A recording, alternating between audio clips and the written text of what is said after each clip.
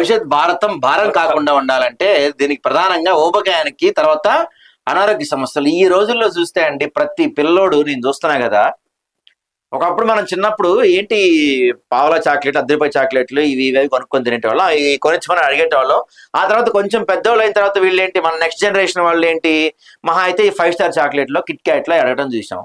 ఇప్పుడు ఈ పిల్లలు ఖచ్చితంగా weekly twice thrice KFC, McD ఉండాల్సిందే 100%. ఈ పర్టికులర్ గా హైదరాబాద్ లో పెరిగే పిల్లలకైతే కేఎఫ్సి, మెక్డీలు, సబ్వేలు ఉండాలి. మన ఊళ్ళో పెరిగే పిల్లలైతే ఈ మంచూరియాలు, పానీపూరీలు, ఈ స్ట్రీట్ ఫుడ్, మన ఏమంటారు ఫ్రైడ్ రైస్, నూడిల్స్, ఇవి వీళ్ళకి కామన్ అయిపోయింది. అవి లేకపోతే వీళ్ళు ఊరుకోట్ల, వారానికి 3-4 సార్లు అవి కావాలంటున్నారు. వాటి వల్ల ఏమవుతుంది పిల్లలకి, ఇక ఊబకాయానికి మెయిన్ కారణాలు, జన్యు కారణాలు, అనారోగ్యమైన ఆహారం, శారీరక శ్రమ లేకపోవటమే. అసలు ఒక్క పిల్లోడైనా రోడ్డుపైకి వచ్చి ఆడుకోవటం చూస్తున్నాం.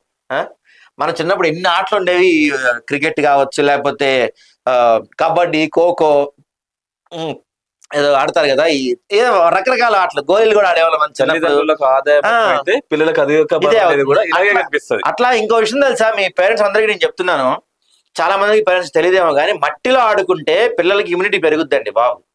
మీరేదో మా పిల్లలు నీట్ గా ఉండాలి, క్లీన్ గా ఉండాలని చెప్పి అద్దంలో కూర్చోబెడుతున్నారు. ఎండ లేదు వాడికి, మట్టి లేదు వాడికి, ఫిజికల్ ఫిట్నెస్ లేదు, పరిగెత్తలేడు. ఈ మధ్య కాలంలో మనం బయట చూస్తే 5 ఏళ్ల నుంచి 15 ఏళ్ళ లోపు అందరూ ఇంత ఉంటున్నారు. అందరికీ స్పెట్స్ కామన్.